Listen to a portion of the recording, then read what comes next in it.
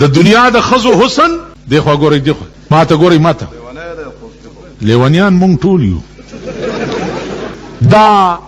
د دنیا د خزو حسن بنوټی دی بنوټی دیخوا وګورئ سرخی پاوډر نکونه وګده هغه پالش په ومږي وورئ کوم خزو چې ناخن پالش لګولې کومونس کې یو داسې نه کیږي او که غسل کې شي غسل نه وځي دا ټولې پلیتي ګرځي ماته وګورئ نو زمونږ د خزو حسن بنوټی د شپې چې وګورئ ته به پریده ساره چې وګورئ ته به خره ده چرته سپو سټلې خړ مخ به د خره د سرمنې په شان نیولې دیخوا وګورئ د جنت د خزو حسن به فطری وي فطری شونډې پرنګ سره کړي نه قدرتی به شونډې سری سترګې په نرنجو نه قدرتی به سترګې توي خال به د څه سردار کونین فرمائی جناب محمد رسول اللہ چې د جنت د حورو خال با د دوو سترګو په منځ کې لا اله الا الله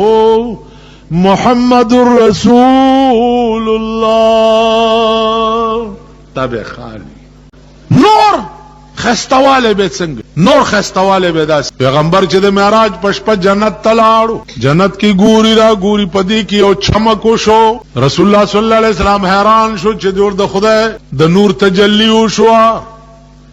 جبريل وی تجلی نه دا پاس جنای چې ولاړه ده دینه ته چلو شو و جنای څه چل دیو کو څوکه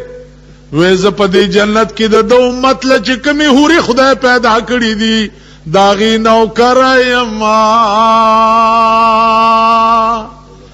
ویدارنا دا چشی وشوا ویدارنا دا دی وشوا چی ما دا سردارو لیدو نو مسکی شم لمی خوشحال شو نو پا مسکی توب زما دا غاخونو اگا چمک پتا سو پریوتو نو زکا پیت وارخطا شوی چی جور نورا تجلی دا جبریل وردوی چی محبوبا د نوکر د غاخونو چمکی چې ټول جنت رڼا کوي چې مالک به څنګه خستوي دیخوا وګورئ بیا د دنیا د خزو چې د چا بنوټي حسن دی داغه نخره ته پورته کې تابعدار ته جی حضور ورته ته او د جنت د خزو چې د چا حسن به فطری وي نو د خوان خبره ده چې د دنیا د خزو نخره ستات ته پورته کې او د جنت حوری بستا نخره پورته کوي ته د دوی ناز برداری کې او د جنت خزی بستا ناز برداری